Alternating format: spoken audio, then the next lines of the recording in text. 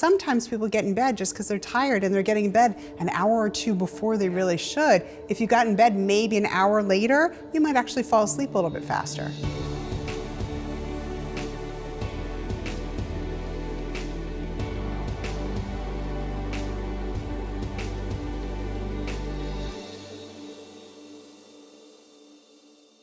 Now, welcome back to the 14-day masterclass on sleep. I'm talking to Dr. Shelby Harris, a psychologist in New York, sleep expert, and our also very own rituals ambassador on the topic of sleep. We discussed a lot already, but today we're going to talk about so many people, they say, I'm so tired and I still can't sleep. What's up with that? Super common problem. So there's a lot of things we covered in other episodes and about winding down before bed, quieting your brain. But one of the other things that people don't think about a lot of times is the timing of their sleep. So we often get in bed when we're tired, but I always say you're tired but wired. So you have no energy. You're tired mentally, but your body's not actually sleepy. I wrote an article that goes along with this class as well that really goes through the details of what sleepy means in your body and what being tired or fatigued means. But you really need to be sufficiently sleepy to pair the bed with sleep so that you fall asleep a lot faster. Because if you're fatigued, that is a whole different topic, right? It's totally different, but it's just you're tired. People have trouble with sleep a lot of times.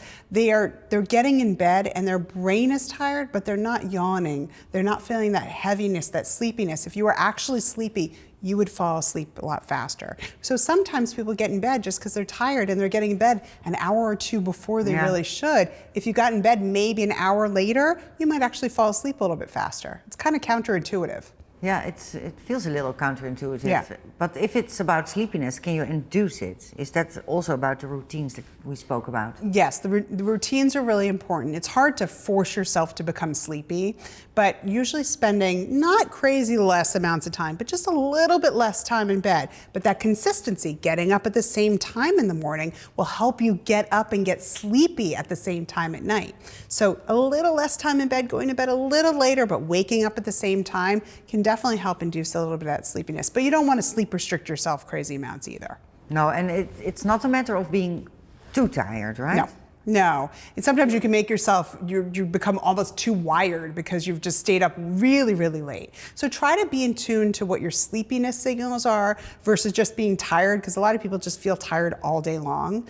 And then also do those wind down routines, because the more you do, you empty your brain out, you do some meditation, a worry moment, you quiet the environment around yourself, you'll help to induce sleepiness a little bit more in that way. And you'll alert your brain as well with habits like that, right? Yes. Hello, it's time to go to bed. Yeah, routine is super important. So the more you follow a ritual before bed, the easier it will become for your body to know that with each step that you do every single night, sleep is getting closer.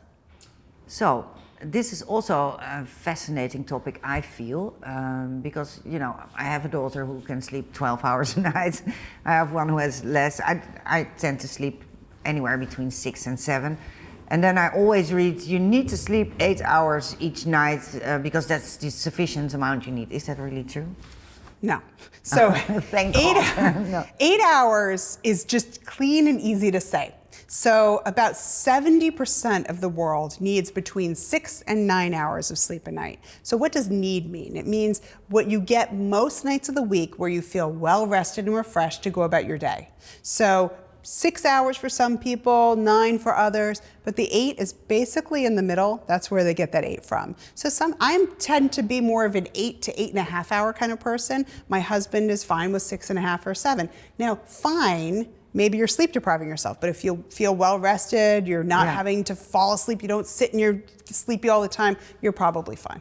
Yeah, that was my next question. How do you know if you get enough sleep or if you don't get enough? Yeah, I think sleepiness is a big thing. But one great way to kind of see, I get asked all the time, like, what's my sleep need? How much sleep should I be getting if there's a range?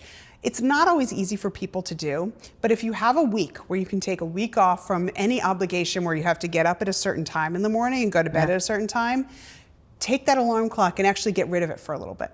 For 1 week, use a journal and track what time you go to bed at night and just go to sleep naturally and then just wake up naturally in the morning and look at how much sleep you get after about 7 nights and average together nights 4, 5, 6, 7. Yeah. That's going to be your sleep need. Don't use the first few nights because you might actually be a little sleep deprived and pay some of that back. But towards the end of that week, if you feel good and you're sleeping 7 hours most nights on your time off without the alarm, that's probably your sleep need.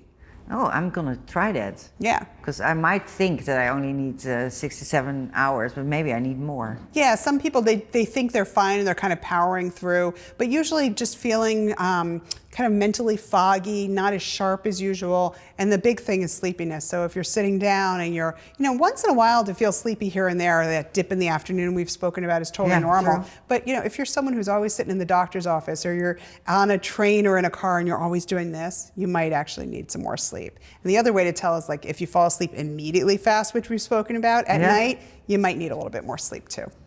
I consider myself a typical night owl. I go to bed really late. I'm not an easy riser. And then again, my husband is really an early bird.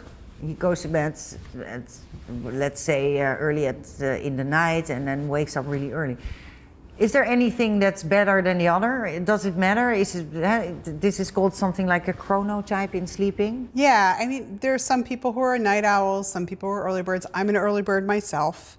There's nothing wrong with it. So as long as it works in your life, it's not causing any problems for you health-wise, you're fine with getting up, going to school, going to work, it's fine. And if you go to bed at 10 or at 12, some people believe that if you go to bed at 10, that the hours before 12 are sort of almost double the value of when you go to bed later. Is that really true? I don't think there's much to that.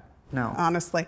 So if you can be consistent with your body clock, getting the same amount of sleep most nights as often as you can on the same clock, that's better than kind of shifting all around and putting pressure on yourself to go to sleep by a certain time. Because for many people who try to force sleep to happen on a certain clock, that's not what they're used to, they're going to end up getting more anxious about sleep and it's going to make it worse. Well, in our next episode, also a very interesting topic, I think we're going to talk about. If you have a rough night, which is normal here and there, how do you deal with the next day? That sounds really promising. There you go.